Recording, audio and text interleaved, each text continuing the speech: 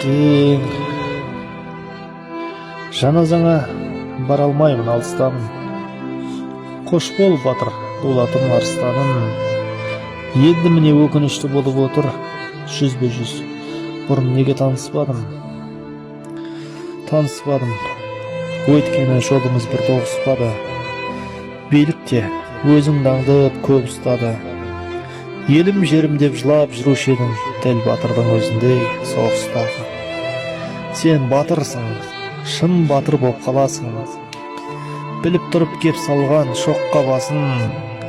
Сен аңсаған жетеміз әділдікке, әділетсіз билік бұл оттамасын.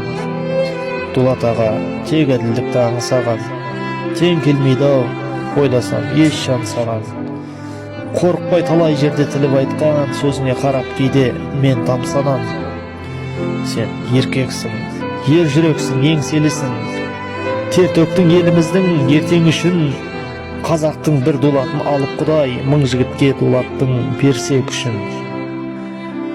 Бос өтпеді өмірің аға ділім, атың қалды жүректе дара бүгін. Батырынан айырылып аза тұтқан бар қазақ үшін бүгін қаралы күн. Шындық еді тек іздеп қалағаның, білем, ісіңнің аға бәрін. Бір қазағың қиналса жетуші едің, жолдың ұзақ елемей араларын. Жығылмадың, бас иіп құламадың, биліктен тек әділдік сұрағаның. Мынау залым патшамын деп отқанның зұлымдығына төзіп шыдамадың.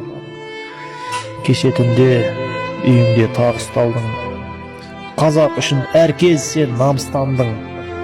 Бүгін міне бақилық болып мәңгі қосылдың қатарына арыстардың. Қош бол дулат, Ағаділ Алашұлы. Сен едің бұл қазақтың бар асылы. Топырағың торқа боп, жәннаттық бол, сендей болсын халықтың жанашыры. Қош бол дулат, Ағаділ Алашұлы. Қош бол.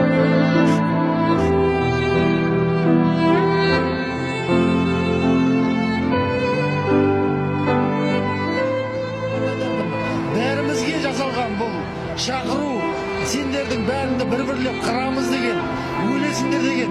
Мына торғайдан сол Ахмет Байтұрсын бір жақ дулаттың ұрпақтарынан шығып жүрген, шырылдап жүрген дулаттың